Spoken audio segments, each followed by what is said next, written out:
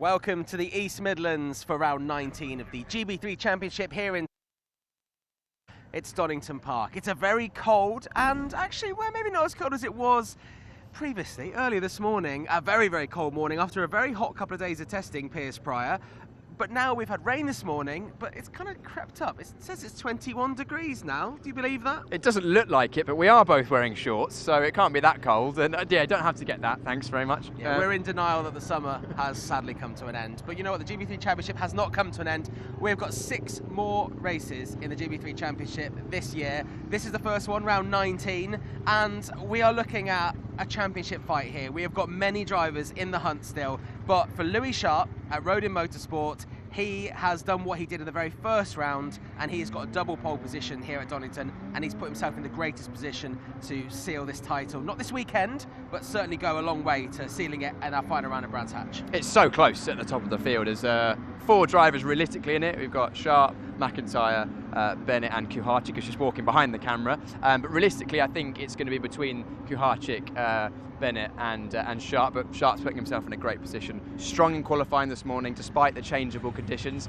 The drivers have all been testing in nice dry weather for the last couple of days. Turned up to qualifying this morning, very different conditions. You can probably see in the background it's been damp this morning, although drying line out on the circuit, so it might be interesting to see what tyre choices there's going to be. And it looks like some of the drivers are already committed to slick tyres, so that'll make things interesting. I was going to say, yeah, the cars just behind us, well, just over in the distance there, are making their way to the assembly area. We'll be joining them very, very soon, but we've got a great pre-show for you here. We're going to hear from a couple of new drivers on the grid. We're going to hear from Louis Sharp himself, who obviously put it on pole position in this race and the first race tomorrow. But first of all, let's just remind ourselves of what happened last time out as we were at Silverstone.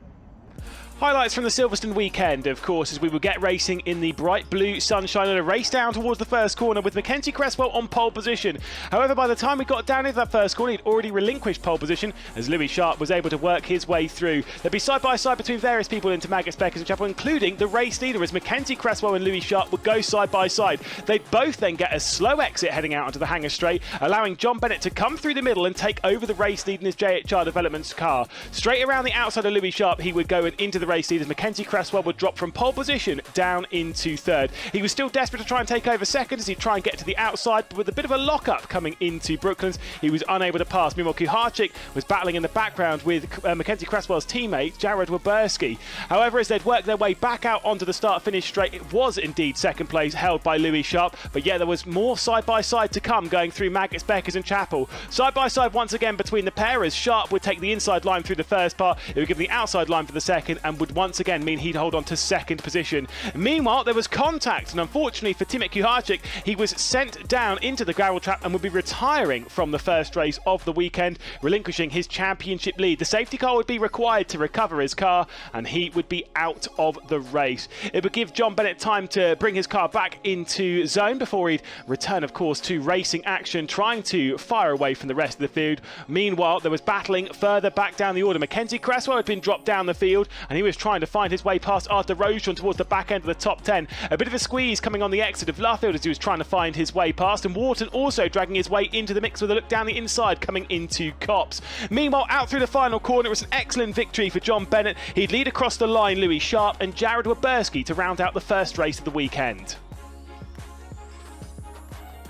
On to the second race of the weekend then, of course, and once again it was Mackenzie Cresswell starting this one from pole position alongside Louis Sharp. This time it was a slightly better launch for him, however Louis Sharp still had the advantage heading into that first corner. It was Sharp into the race lead and Mackenzie Cresswell having to settle for second. Meanwhile, everyone would run out wide a little bit in the background, and there was yet more side-by-side between the top two. For the third time this weekend, it was Mackenzie Cresswell and Louis Sharp going side-by-side all the way through Maggotts, Beckers and Chapel, with Mackenzie Cresswell this time coming out on top with a bit of a slide coming in from Louis Sharp. Once again, it was a slow exit though. Sharp would look to the inside coming down into the end of the hangar straight at Stowe, and Jon Bennett was unable to use his advantage to try and work his way past. He was still looking to try and get down the inside of Louis Sharp, but with Mackenzie Cresswell defending, he was unable to pass. Of course, Jared Waberski was making some progress in the background, a little bit of a look from Ugo Chukwu, but unable to make that one stick. Meanwhile, Jared Waberski was trying to find his way past Jon Bennett up into third position, couldn't quite make that one stick. Sebastian Murray and Colin Queen will be going side by side a little bit further down the order with a big slide coming in from Colin Quinn as they head their way through Stowe. Will McIntyre was having a bit of a struggle on the weekend after a poor qualifying, was trying to work his way up the order bit by bit, picking off a couple of positions here and there. Unfortunately, though, was losing ground in the championship. He was very brave with some of his moves, though, making this one on Ed Pearson as they'd worked their way through the village loop section. Meanwhile, a couple of slides from Aditya Kulkarni and the likes further down the order as they'd all struggle and wrestle their way around the Luffield section as Flynn Jackson was trying to get his way up into the mix. Then there would be contact and Colin Quinn would be sent off into the gravel trap, and that would be his race effectively done. Meanwhile, at the front of the field is Mackenzie Cresswell taking another victory in GB3 ahead of Louis Sharp and John Bennett.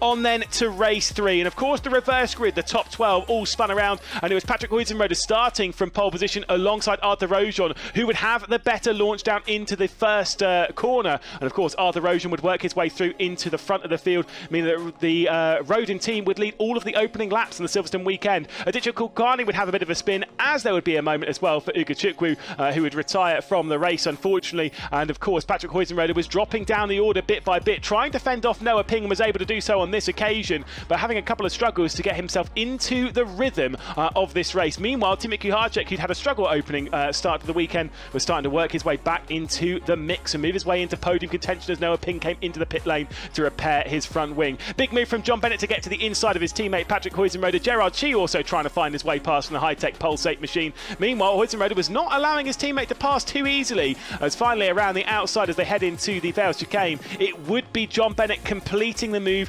working his way up the order and scoring some very, very vital points in his championship challenge, just able to fend off Shi and Waberski as well. Louis Sharp was the next one to work his way into the mix. A little slower rising up the order was Louis Sharp, but he would be working his way into the championship lead to leave the Silverstone weekend in the current position. Meanwhile, out through the final corner, it was an excellent victory for Rojon. Sean Rashid with an excellent podium in second place, and Timmy Kuharczyk into third. Well, that was Silverstone. This is Donington Park. 13 points separate the top 3 drivers, and obviously John Bennett doing some amazing work there with that race win to put himself second in the championship coming into this round. We've got 3 new faces on the grid this weekend. Let's meet the first one. Max Taylor is a 16-year-old American driver, and he's driving for Arden Motorsports. Well, Max, welcome to the UK. This is your first time racing outside of the United States. What have you made of your time in the UK so far?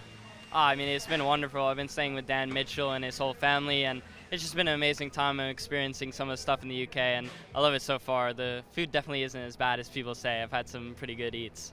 I think we get a bad rap for the food, and I would maybe give you some local recommendations here in the Nottinghamshire-Derbyshire border. You've done a lot of racing over in the United States. You're only 16 and you've already achieved quite a lot. Just let us kind of into what you've been doing for the last couple of years or so.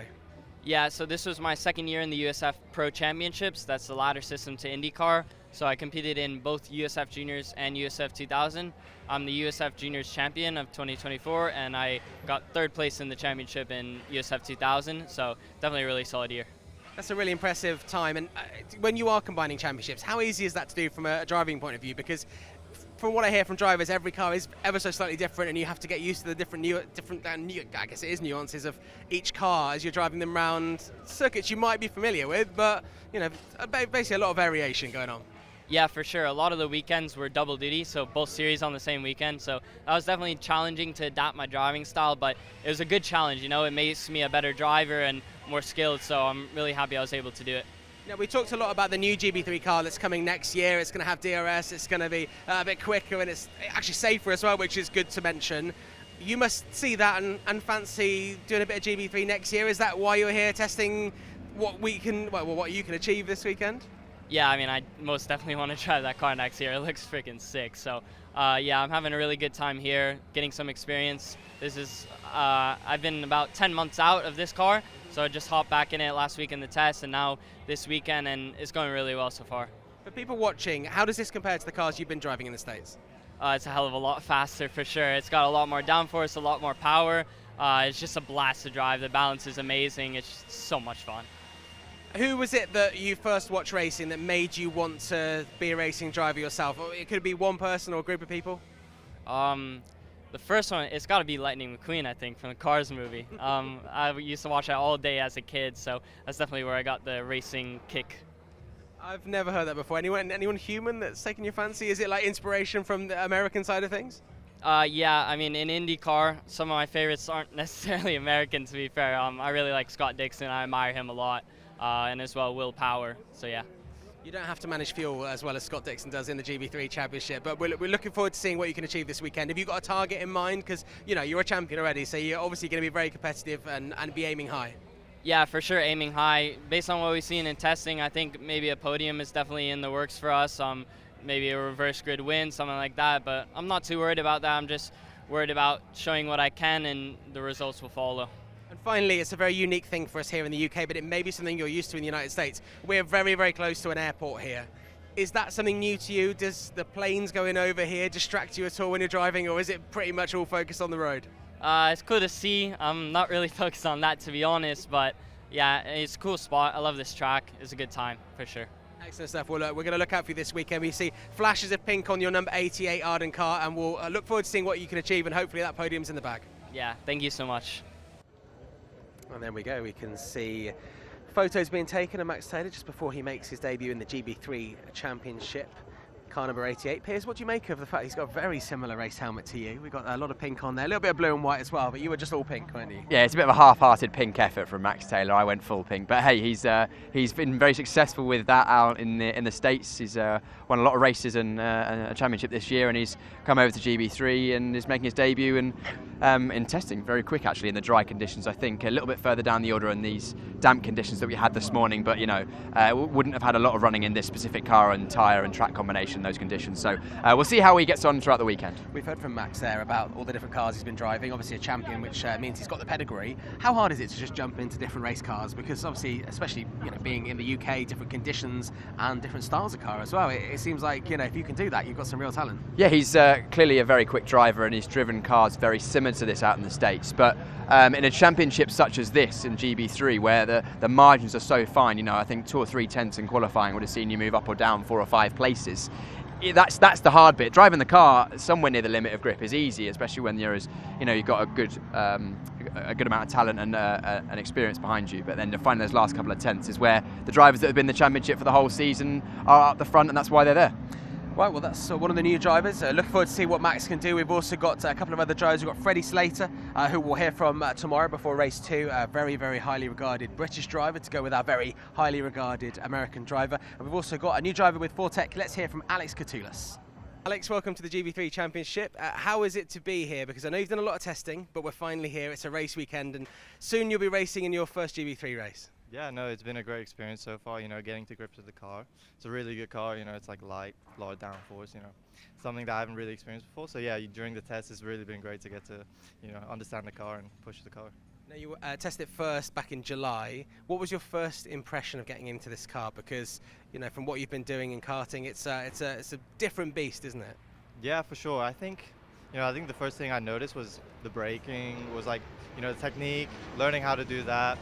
Like the cornering speed, there's one corner at the first test I did, which is easy flat, but it's difficult for the first test. But that was the first impression. It was good. It was a good one. And you've done a lot of testing here at Donington, because we had a test day last week, and then you've done the testing up until this race weekend. Are things improving? You happy with where your progress is? Yeah, for sure. Every test day, every lap I'm doing on the track, I'm learning something new, and I think that's the main goal. I think I'm pretty inexperienced, compared to the rest of the grid. So I think just try to, learn from my teammates, learn from the people who have more experience than me. I think that's my goal so far. Yeah. And you're in a great team at Fortec here, and obviously you're in the UK for this at the moment. Just tell us a bit of your history and where you've raced before, and maybe where you grew up.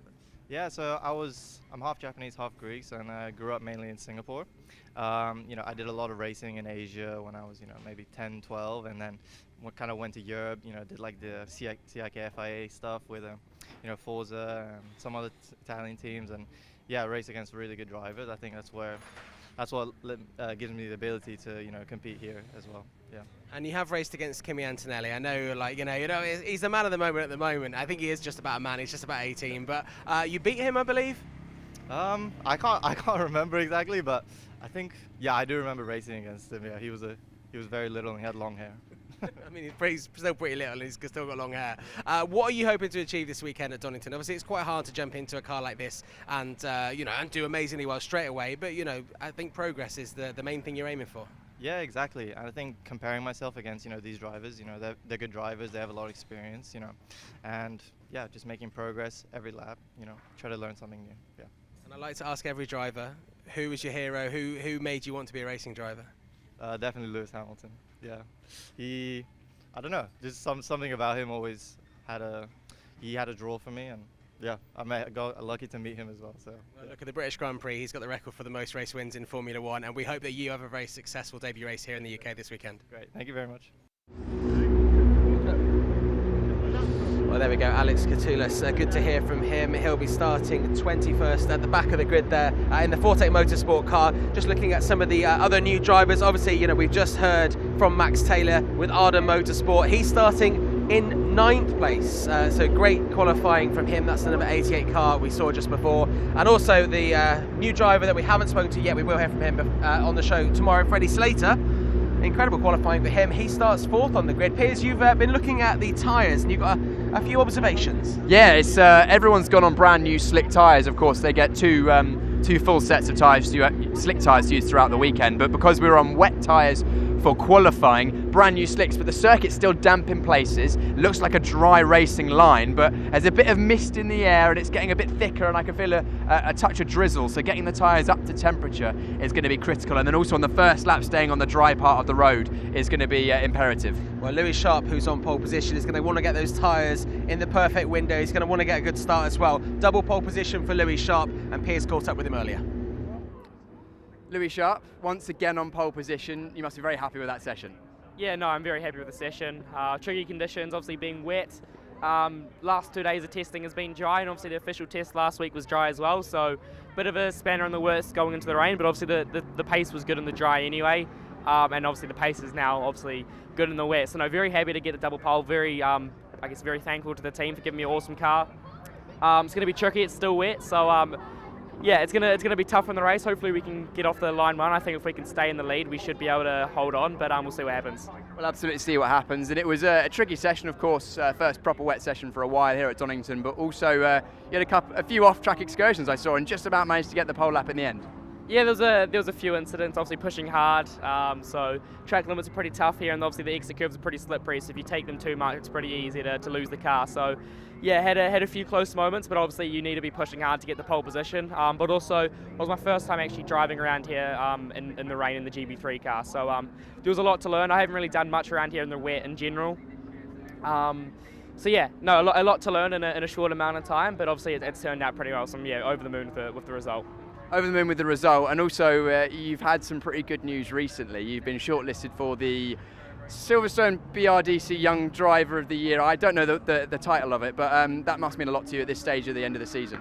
Yeah, no, it's obviously very, very cool to be recognised for such a prestigious award. I was in the top 10 again last year, so it's very cool to be back. Hopefully this year, I'm hoping I can make it to the top 4. That is definitely my aim, and then obviously to go on and win. That is what I want to do. But no, big thank you to the BRDC and to everyone that went into the award. Yeah, I'm really, really happy to have been chosen.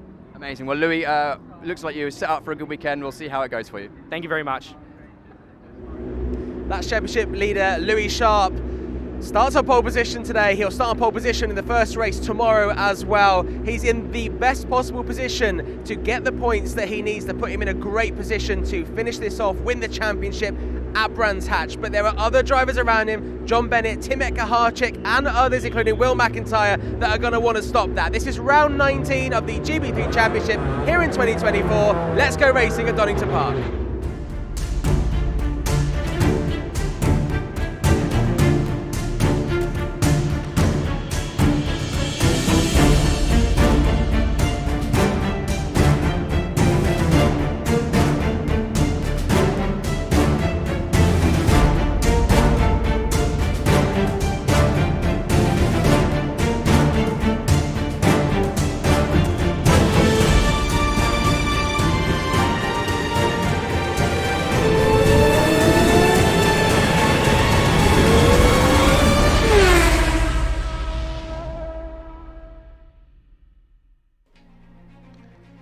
Well, it's good to be back racing again after just over a month away. We return to the racetrack. Of course, you can see the journey we've already been on this season, beginning back in Oulton Park in March, then to Silverstone with our international road trip where we went to Spa, to Hungaroring, and of course to Zandvoort for the second time in GB3's history, returning over to the British Isles, of course, to the Silverstone Grand Prix circuit before we find ourselves here at Donington Park, ready for our Brands Hatch season finale in a few weeks' time. Of course, focusing here today though at Donington Park, it is the first time that GB3 is racing at Donington Park this season. Typically we do two, now we're just doing the one. It has been a long journey that's led up to this point with a very tight margin at the top of the standings. We'll talk you through the circuit. Of course, opened back in the 1930s. It remained derelict until the 1970s when Tom Reecroft picked it back up again and brought it back from its derelict state and made it into the circuit that we know and love today. A cornerstone really in British motorsport.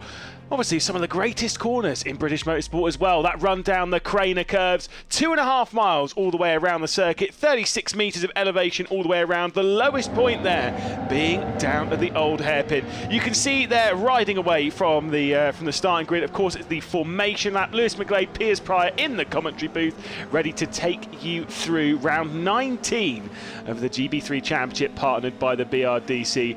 This is going to be a fun one, Piers. I cannot wait to see. But we'll talk you through the starting grid where we'll see Louis Sharp once again starting from pole position. You can see it's very tricky and treacherous heading down the hill. Yeah, only one dry line. Lewis, I'll let you run through the grid for this first race of the weekend. Timo Kuharczyk then will start from second position alongside Louis Sharp on that front row of the grid. The second row will see Gerard Shee in third position. Great qualifying session from the high-tech Pulsate driver with John Bennett. Actually quite disappointed with fourth position. In fifth we'll see Noah Ping alongside Freddie Slater for Roden Motorsport, jumping into the championship after a first qualifying session. That's very impressive to be on row number 3. Hugo Schumacher will start from 7th position. Excellent for him. He's finding some qualifying form with Will McIntyre, who started the Silverstone round from the back of the field. He'll be starting from 8th. Colin Queen up into 9th position. Got a lot to talk about with him, with Max Taylor on debut for the Arden Motorsport team in 10th position. Mackenzie Cresswell in 11th, Arthur Rojon in 12th. Of course, winner in the previous race of the GB3 Championship, partnered by the BRDC. Jared Oberski in 13th position, with Aditya Kulkarni up in 14th. That's actually a very solid qualifying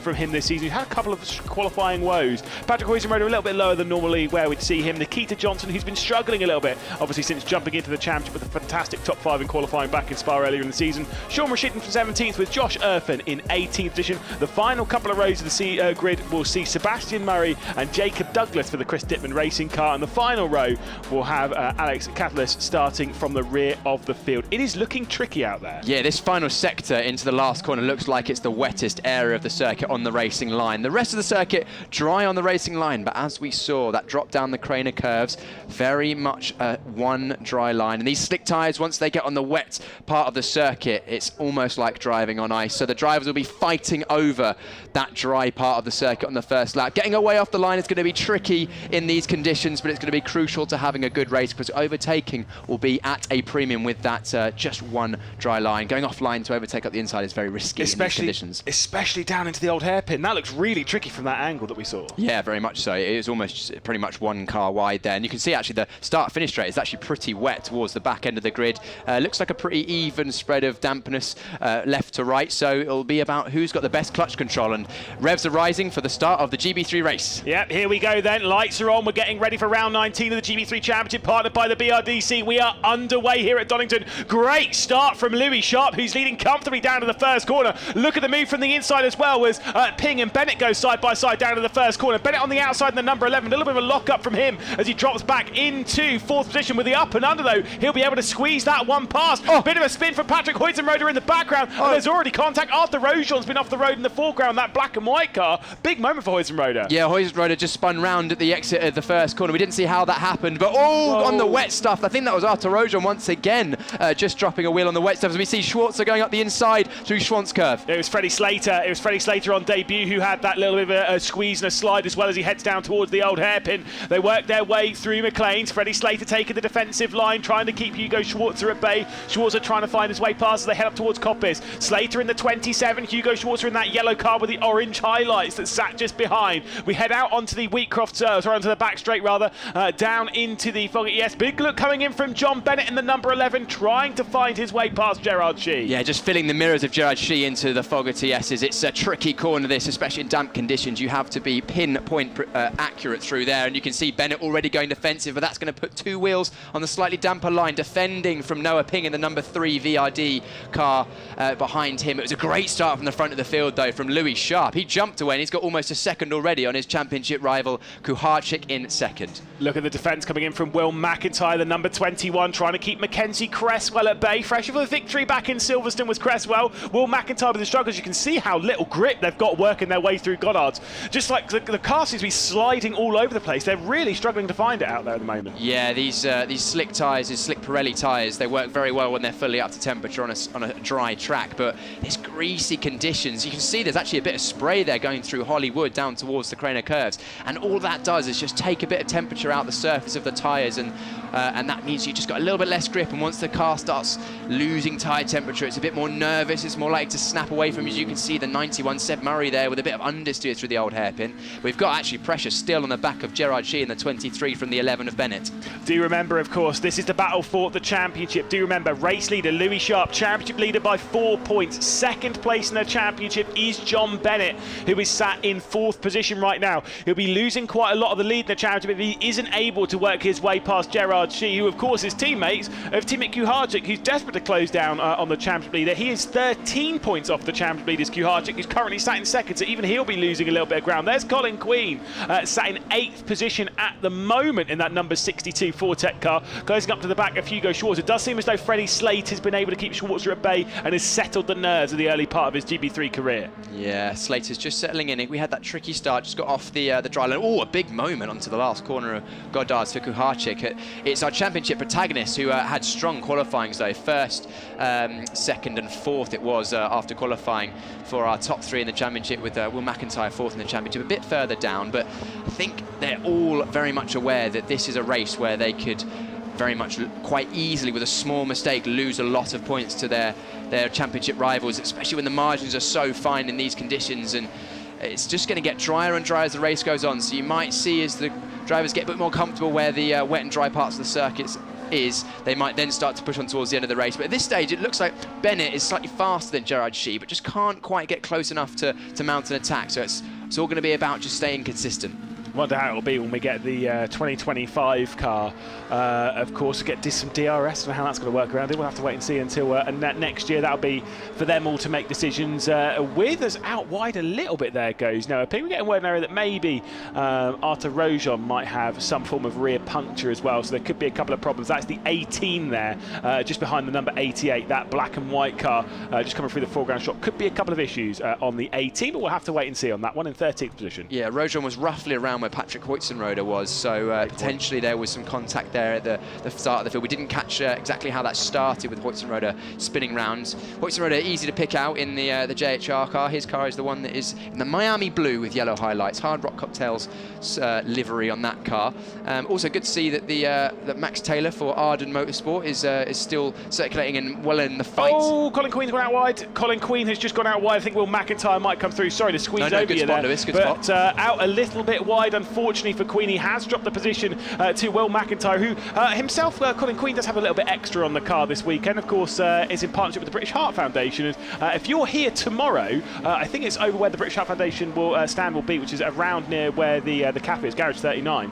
If you're in that kind of area, you can drop a £5 in, and you could have a chance of waving the checkered flag for the 3rd and final race of GB3 this weekend. So if you fancy that and meeting Colin Queen, and you're down here, obviously tomorrow afternoon, well, head down there. Yeah, it's also good for a good cause as well. Great It's cause, all going to charity, and it's Colin Queen's doing a great job putting that all together, because he was born with a congenital heart disease and has had heart surgeries as a child, but still has bounced back and is now fighting hard in the GB3 Championship. He's showing well in this race, actually, one of his better qualifyings of the season so far. He's not actually made, this is the thing, is that he qualified quite well, and he's not made the progress that we've seen him make so many times this season, where he's qualified poorly and has absolutely flown through the field. So maybe a little bit counter to normal. That's Noah Ping going out wide. Still is able to find the grip. It seems that as soon as you go slightly offline, this is the kind of thing that we need to note here, is there goes out wide Colin Queen, Mackenzie Cresswell down the inside. Also, there was Arthur Rojon running out a little bit wide. If you go slightly offline in these conditions, in these tyres, you don't have the grip to bring it back on, right? Yeah, is it Colin Queen's fallen even further back this lap? Yeah, I think so. Yeah, maybe he's behind Wilberski. Yeah, he's struggling a little bit. Or is that, no, McIntyre's made his way past Wilberski. So, no, you are absolutely 100% right the first time. Colin Queen has dropped back behind Wilberski, and Wilberski's closed up before McIntyre. You're absolutely right. Yeah, so potentially maybe Queen was having a look back at McIntyre, because it's brought that group together. But anyway, now McIntyre is under pressure from Wilberski. McIntyre has that 21 grey car with the black helmet right behind in the 20 of Wilberski. He's fighting with the car for through the old hairpin. The bright yellow cars easy to pick out. They are the elite motorsport cars. Oh, Colin Queen, things going slightly bad to worse. Great car control across the grass there from Colin Queen, but that's not going to help his race, and those tyres will be stone cold now. Yeah, and again, working his way up. That's going offline a little bit, trying to work his way around the outside as well. That will be Josh Irfan, who's just squeezed his way past. We'll get a note that Queen's dropped back to 18th place at the moment. That is a big shame. It's a big slide. Once you go over there, like I say, you've got no grip. He did well not to spin the car around, but you're absolutely right. For the next few corners, his tyres, well, they're not going to be in a good position to go on the attack. No, it looks like John Bennett's actually starting to ramp a little bit more pressure onto the back of Gerard Shee for third place. Bennett in fourth, Gerard Shee in third. We're looking at Shee in the 23 with the red helmet, Bennett in the 11 JHR grey car. So those two are pretty line astern. Also a bit further back as well, Freddie Slater for Rodin Motorsport, the number 27, a new driver to this championship this weekend, is also applying some pressure on the back of Noah Ping in the VRD by Arden car, the number 3. So Gerard Shee actually setting the fast lap on that last lap, so being pushed hard by Bennett and responding. Yeah, dealing with the pressure well. I will say, obviously, we're only a few laps into this race. There's still plenty of time left to go. But as things stand in the championship, I do like to update you with the championship every now and then. This guy, who is the championship leader, will obviously be extending the championship leader. Is Louis Sharp, who'd be leading now by 18 points over John Bennett, 19 points over Timet Kuharczyk. So the second and third separated by just a single point. But Louis Sharp is starting to take hold of this championship after grabbing his third pole position. It's been crazy to think that it's only his third pole position, and in fact, thinking back to it, I think it's only his 5th time starting from the front row of the grid as well. Yeah, he's had very, very strong races. Consistency has been the part of his season. Even though he's had 2 retirements, he's been consistently up in the top 5 or 6 positions, and that's what's put himself in the championship hunt and at the front at the moment. And he's pushing away at the front of the field, doing an excellent job. We see the number 17 Arden by VRD car. That is Nikita Johnson on the back of the seat of the. Is that Murray? Said Murray, yeah. Hang on, I'm getting confused here. On the back of Taylor, it's the 88 of Taylor, isn't it? No, hang on, I'm getting very confused. 17 is Nikita Johnson. Is he who's behind Sebastian Murray and behind Sean Rashid? So Nikita Johnson, I think he might well have done. Oh no, Johnson's made his way past Rashid. There we go. Rashid's made his.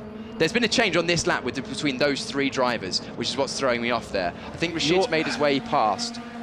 Your brain is having to work overtime here, my goodness me. It's Rashid anyway from Sebastian Murray, from Nikita Johnson, and from Aditya Kulkarni. You're absolutely right, you even saw it there as how it all lit up. That was quite confusing. Sean Rashid is in the 13th position, Sebastian Murray into 14th position, and then Nikita Johnson 15th and Aditya Kulkarni in 16th. That's the battle that we were looking at there. There's Louis Sharp, there's Timet Kuharczyk. The gap's come down, by the way. Kuharczyk's got this now to a second. We're halfway through this race at the end of this lap. Still 7 more left to go, and Timet Kuharczyk is starting to apply the pressure. And the thing is, normally I'd say if this was dry and normal, Kuharczyk's not coming through. I don't think Louis Sharp's making a mistake, but the conditions and how difficult it is, this is the kind of time where you can see things flip-flop. Fastest lap of the race in the previous one did go to Kuharczyk.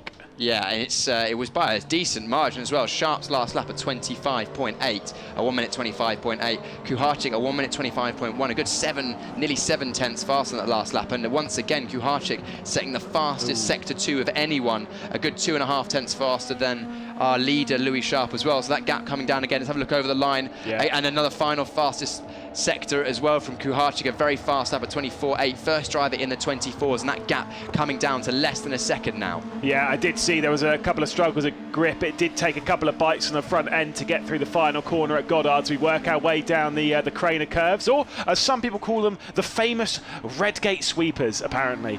That's fine. But of course, we've got Louis Sharp leading still. But like I say, Kuharczyk's closing in. It is a tricky circuit to overtake at, though. That's the thing. It is. It's a tricky circuit because these drivers are all driving identical cars, run by different teams, of course, but the cars are identical. All these drivers they're lapping within a couple of tenths of a second a lap, and without a mistake, due to the high downforce that these cars have, it's quite hard to follow closely on the driver in front. A lot of medium speed corners through the first and second sector. The last sector of the lap is basically where most of the overtakes will happen, into either the Melbourne hairpin or Goddard's at the final corner, potentially into turn 1 as well, but maybe not in these conditions. Someone went off there. Is that Kokani? It was behind Josh Irfan, so it was Colin Queen, I think, who went off again behind, going into McLean's. I did see that Irfan had a couple of moments going into the old hairpin as well, so had a couple of bites on the rear end, but unfortunately I think Colin Queen might have a couple more problems on this lap. We'll wait and update you on that one. John Bennett there, middle of your screen, in the number 11 car, driver who sits second in the championship at the moment, just dropping off the rear end of Gerard Shee, and I will say the battle for the race lead, it's grown a little bit, only by a couple of hundredths of a second though. Yeah, Louis Sharp has responded to the pressure being applied by Kuharczyk in second place. He matched Kuharczyk's lap that time around, keeping the gap at about 7.5 tenths, but Bennett's actually dropping off the back of Gerard Shee in 4th place, so his attempt at a podium is slipping away from him, but still 4th place would be a good result, but it's not ideal when your championship rivals are both ahead of you. No, indeed not. There's Hugo Schwarzer then. This is back to 7th position at the moment as Will McIntyre is on the rear end trying to find his way past. Will McIntyre in the number 21 high-tech Pulsate car, the silver car right in the middle of your screen, as he's trying to find his way past Hugo Schwarzer at the moment, who, of course, in a debut season, a pair of them in debut seasons in the GB3 Championship partnered by the BRDC, and both have shown different levels of success. Of course, the high-tech Pulsate team are expecting victories, and Will McIntyre has definitely taken some of those. There's Colin Queen off again. That's at the old head. He's struggling for grip, really big time. I don't know whether there's something going on with the car or whether he just is, once he's made one mistake, you go through the grass, you lose tyre temperature, which means the car's harder to drive, and then you lose more tyre temperature, so you go off again.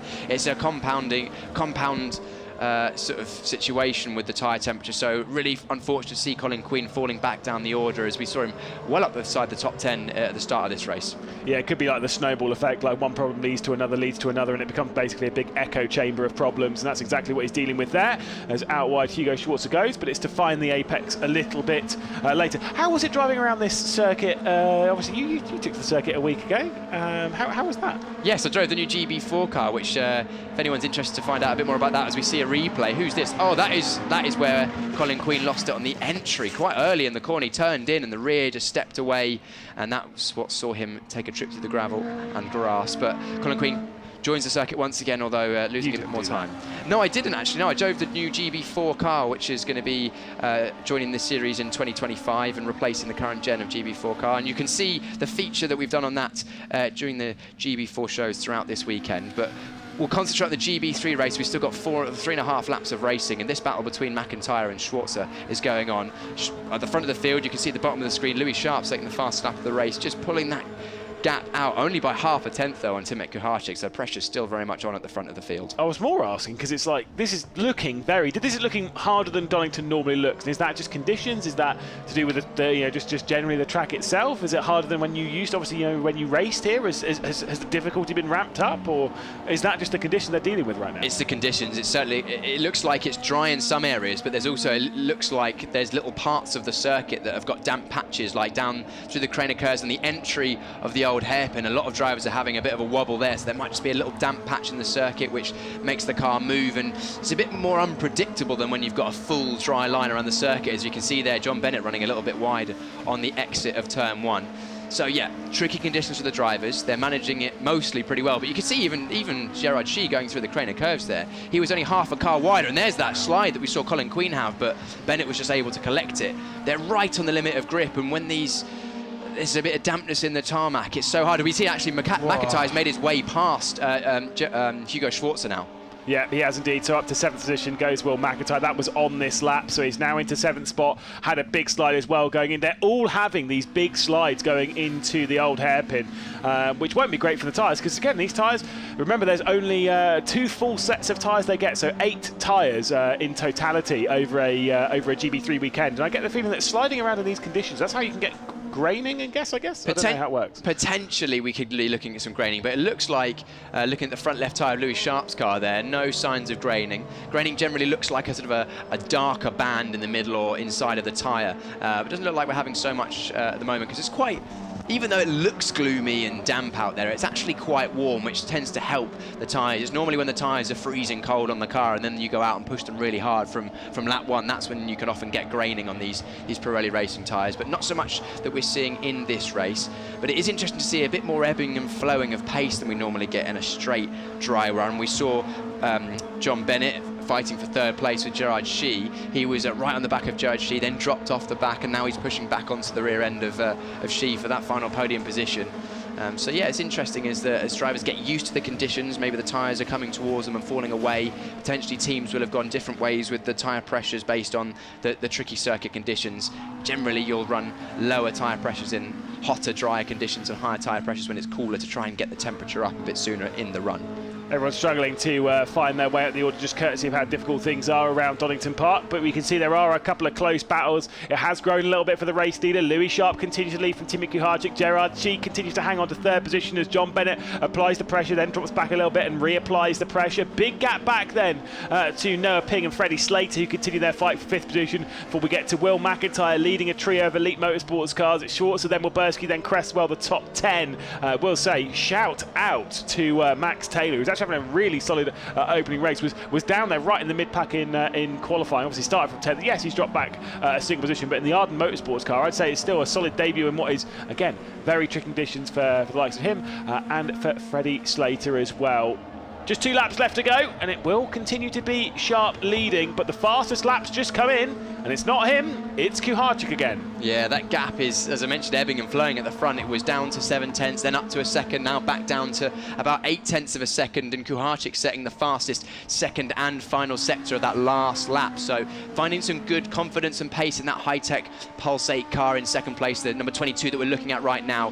He is 2nd in the championship, 2nd on the road, behind our championship and race leader Louis Sharp. So this is the grudge match, shall we call it, for the final few rounds of the season. It's probably going to be one of these two, if not maybe John Bennett, who's lying in 4th place at the moment, who will take the championship, and that is the previous few laps. So it was Sharp faster on lap 10 and 11, but then lost a bit of time on that last lap to Kuharczyk, did Sharp. I do remember the top 3 teams that are battling for the championship, the same top 3 teams that were battling for the championship last year, of course. Do you remember it was, of course, the Roden Cullens, it was then, of Callum Voisin, which Louis Sharp is now in that car, and obviously it's quite actually a very similar season to what Voisin had. We obviously had Alex Dunn in the high-tech Pulse 8 team. That is where we're seeing Timmy Kuharczyk as well, and then of course JHR Developments had Joseph Loke, and that of course is John Bennett this season. So they're all, it's the same teams up there that are giving their drivers exactly what they need to go after the championship. But at the moment, it does seem as though Louis Sharp is going to be extending his championship lead as we start the final lap here at Donington Park's opening race of the weekend. Yeah, still 1 more lap to negotiate. Kuharczyk gap down to 7 tenths to our race leader Sharp, so that's not over yet. And then you've got, just in the shot there, the triple yellow Elite Motorsport trio of it is Schwarzer. Then oh no, Kuharczyk's gone off. Kuharczyk has left the road at the old hairpin on the final lap of the race, going to lose a position as John Bennett has to take avoiding action. So that's thrown a cat amongst the pigeons, and will Kuharczyk lose even more positions as we now see Noah Ping going on the back, and Kuharczyk's going to have water in his eyes. Here we go, looking into the old hairpin, just went a little wider, trying to find a bit of extra speed to the old hairpin to keep the pressure on. And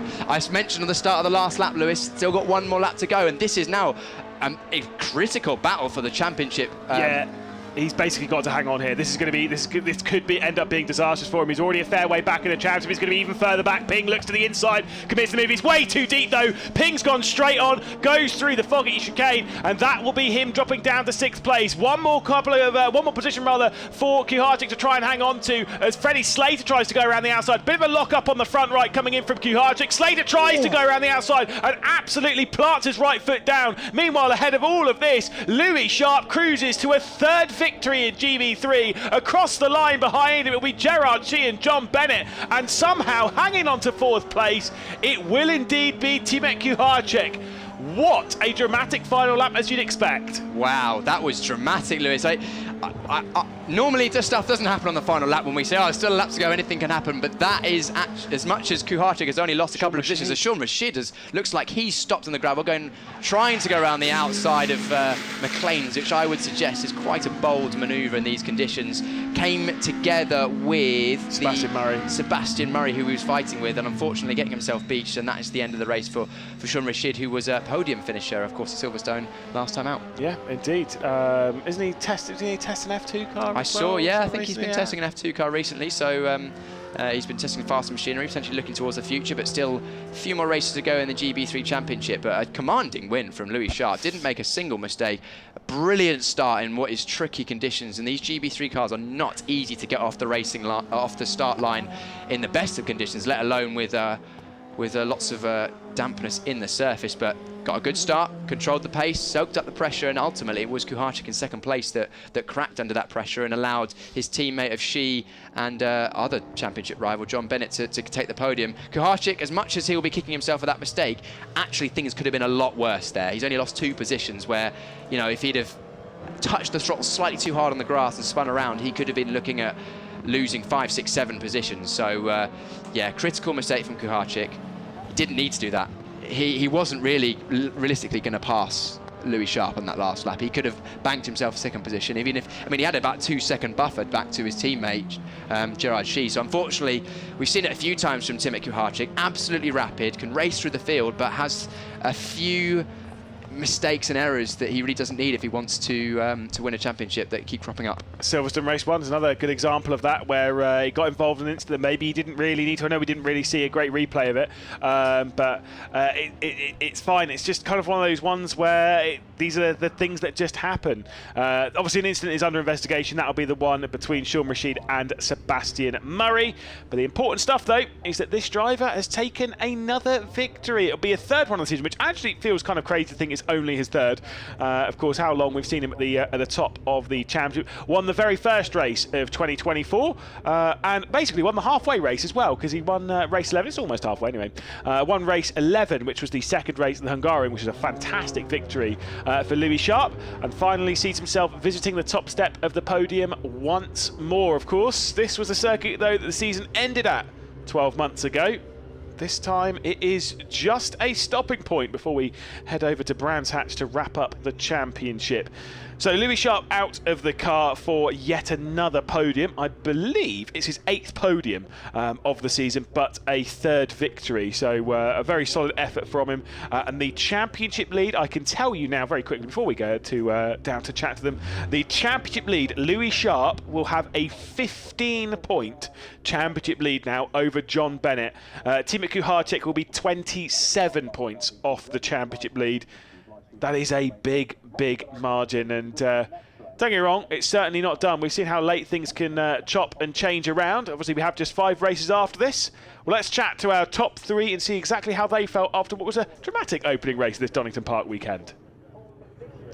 I bet Jon Bennett wasn't expecting to be standing in this exact spot. Very good fortune for him. Louis Sharp, your 3rd race win of the season, and you extend your championship lead. Lights to flag. That's exactly what you want. Do you want me to give you a second so you can get ice a bit warm? Okay. Okay. I mean, lights to flag is exactly what you were hoping for.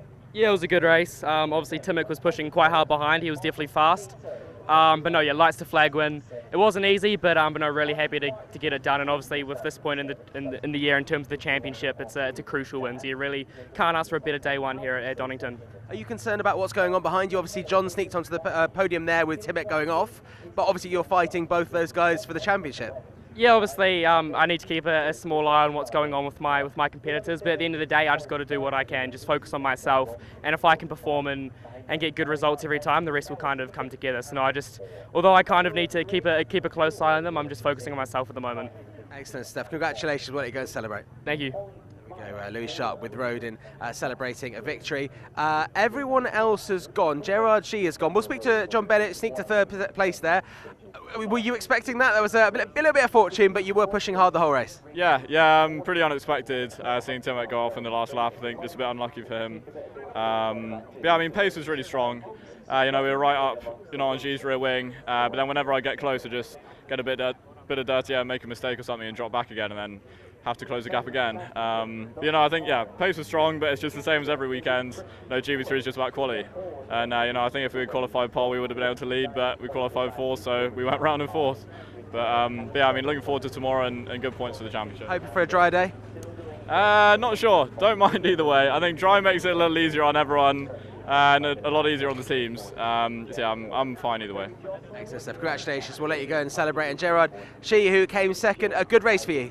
Yeah, it was a tough race. The condition is pretty slippery, but no, it was fine. I think we managed well, and I think at the start we sort of tried to keep up with T-Mac and Lewis, and it ended up I cooked my front left tires a bit too much. So at the second half of the race, I just sort of managing, and then I think it was a good result.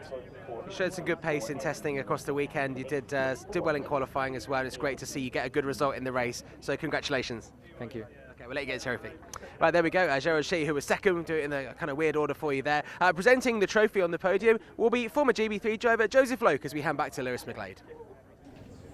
Certainly will. A driver who's got plenty of experience grabbing podiums, of course, Joseph Loke.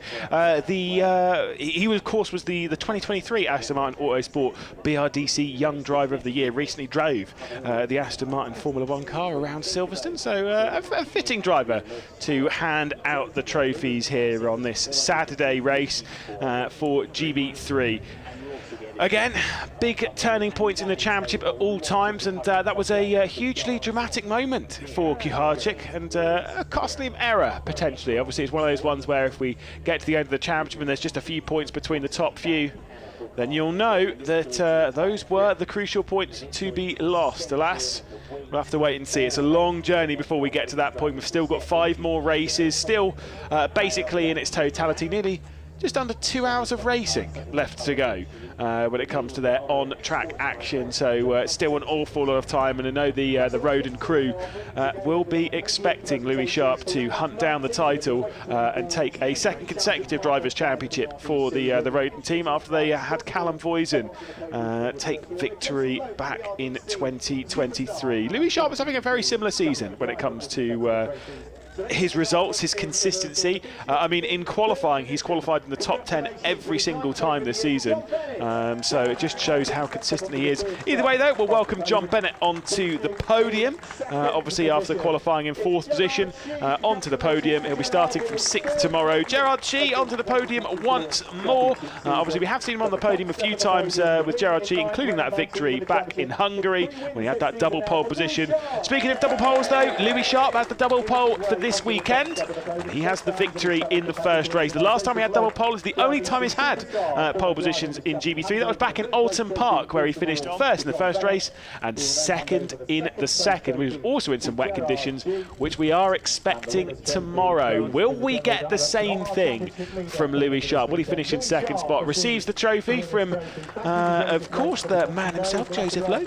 Again, that's nice to see. Joseph Loke keeping an eye on proceedings here in GB3, where he's obviously had such success, having a season now in FIA Formula 3 as well, along with Callum Voisin and Alex Dunn, the top 3 in the championship last year doing it. One of the top 3 in the championship will head over that way at the end of, for the start of next year. We'll have to wait and see. That driver, though, in the middle is definitely someone to keep an eye on for the future. Louis Sharp, race winner here in race 19. Let's take a look at highlights. Highlights from race 19 of the GB3 Championship, partnered by the BRDC. An excellent launch from Louis Sharp from the pole position to lead down into the first corner. Big slides and big squeezes in the background as John Bennett was trying to fend off Noah Ping, who had an excellent start on the inside. With a bit of a lock-up down to the first corner, it looked like Bennett would have to settle behind. But with the up and under, he was back through and into fourth position. A spin in the background for Patrick Huizenrode would leave him drop down the road, and along with a big moment from Arthur Rojon, who would run out wide as Colin Queen was having a couple of struggles for grip going through the old hairpin, through the grass on the exit of it, as Will McIntyre was trying to apply the pressure to get his way past Hugo Schwartz. It was a mistake at turn 1 at Redgate that would allow Will McIntyre to squeeze his way alongside, and as they'd head down into the Craner curves, Schwartz would lift slightly and settle for 8th position. Last lap of the race, and Timothy Kuharczyk was closing down on the race leader. However, this big moment would send him through the gravel trap and cost him a couple of positions on the last lap as well. Sean Rashid was sent out into the gravel trap courtesy of Sebastian Murray, leaving him left stranded and retiring from the race. Meanwhile, Kuharczyk on the last lap would have a big send down the inside from Noah Ping, who'd go straight on to the number 3 and would drop back down into 6th position. Meanwhile, it was an excellent victory once again for Louis Sharp for the 3rd time in GB3. He is a winner. And again, we'll take a look at the provisional results, of course, in the championship, where Louis Sharp has a points lead of 15 over John Bennett, who's on 356, 371 for Louis Sharp, 356 for John Bennett, and 344 for Timothy Kuharczyk, the top 3 in the championship. Will McIntyre's not too far behind, 66 points off the championship lead, but it's a little bit too late in the day to see him challenge for the title on 305 points. Mackenzie Cresswell, though, in 5th. Fresh off a great weekend back in Silverstone, but not really capitalising on that here. He leads his Elite Motorsports teammates 5th in the championship. Jared Oberski in 6th. Gerard Shee in 7th position, with Ugo Chukwu not in action this weekend. Will likely drop back behind Hugo Schwartz in the next race. He's in 9th. And Arthur Rojon just at the back end of the top 10, of course, after his excellent victory in the previous race. Now we'll take a look at provisional results from the race, of course, and that excellent victory for Louis Sharp. 4.5 seconds clear of Gerard Shee. That doesn't really tell the full story, though. He was under pressure from Kuharczyk all the way through the race. It's Sharp, Shee and Bennett on the podium, of course. Then Kuharczyk in 4th position, with Noah Ping inside the top 5. Solid result for the VRD by Arden Driver. Ahead of Freddie Slater on debut, 6th place. Was running inside the top 5 before having that bit of a slide coming out of the Melbourne hairpin as well. Will McIntyre in 7th position. Then Schwarzer, Waberski and Mackenzie Cresswell inside the top 10, making it Elite Motorsports taking over those final few positions inside the top 10. We'll head down, though, into the paddock where Piers is catching up with the drivers. Right, we're down here getting some reaction from some of the drivers who didn't quite make it to the podium. We'll start with Noah Ping. Noah, first of all, before we get on to that battle that we saw on the last lap, which was pretty entertaining, talk to us about the conditions. It looked tricky out there. Yeah, it was really tricky. It was really a one-line race, and if you went off, you were in the wall most likely. So it was definitely tricky conditions, especially at the start. It was way more wet than I think any of us anticipated. So it's good to at least finish in that race for sure. But yeah, it was tricky all around, especially going down to Old Hairpin where it all channels down the water. It was soaking wet through Old Hairpin pretty much the whole race. So it was definitely tricky, and we had to be on it every lap. Yeah, you had to be on it, and we saw a few mistakes from other drivers down the field. Colin Queen was up and right behind you, and unfortunately he went off a couple of times, just touched the water. But let's look at that battle that we saw right at the end of the race. Timek was in 2nd place, right behind Louis, dropped it on the exit of the entry of the old hairpin, touched the water, and then you and Freddie were right on his back, and you had to go into the fog of the S's. Nearly made it. Yeah, nearly made it. I thought about going into McLean's, but it was like really tight line through McLean. So next thing I knew, Timek was in front of me, and I'm like, oh, okay. And then we're going down to the chicane, and I'm like, well, I gotta send it here. And I went down the inside, and all of a sudden I saw a bunch of water spraying up. I'm like, well, this isn't gonna end well. So luckily we went through the chicane, and then Timek and Slater were battling at the first hairpin, and I think Slater got a moment or something, and luckily we were able to capitalize and not lose any positions. But it could have been hero or zero, and it ended up being nothing, which is I'll take. But it's good to be back in the top 5. It's been a while. We've struggled this year a lot, just as a team and as driving. You know, I haven't been perfect, but it's nice to be up there battling with these guys who are really fast and obviously know what they're doing. Yeah, you've had good pace in the dry in testing, and then you showed it again in those tricky conditions. Now, I'll let you go and debrief for the team ready for race tomorrow. We're going to grab Freddie Slater. Freddie is a new driver to the GB3 Championship. Some of you may recognise Freddie from other series, but we're going to introduce Freddie properly before tomorrow's races. But let's just talk about that race. First of all, Freddie, a tricky introduction to the series, what with wet qualifying and then a damp on slicks for race 1.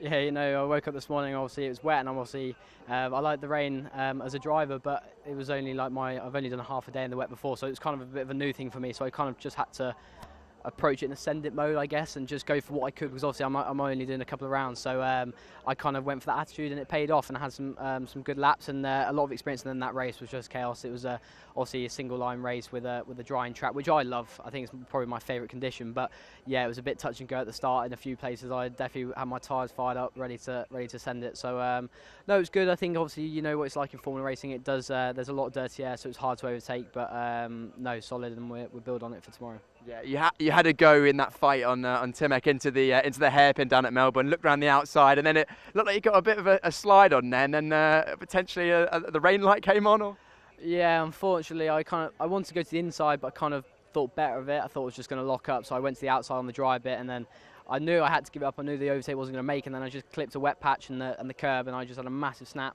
I accidentally brushed my hand over the pit limiter, and then I just look at the screen, and it's on pit limiter, unfortunately, so I lost the position. But no, it could have been a 5th or a 6th, so no, it was just good learning for me, and obviously it's great to be back in the UK racing again. I suppose it's a good opportunity these last 2 rounds for you to just learn a bit more before doing what next.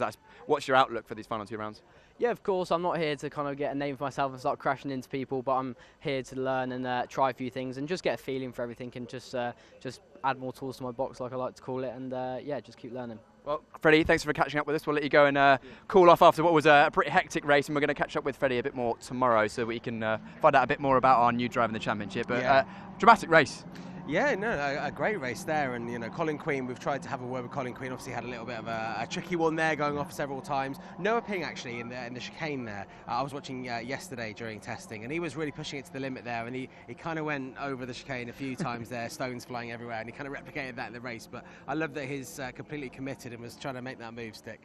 Yeah, no, a fascinating race there. Other drivers we've just seen the car actually of Sean Rashid being brought back. You know, he was pushing it as hard as he could there, and didn't manage to finish the race because he was in the gravel. But you know, you might as well give it your best shot because you're here, and that's what Freddie Slater's doing.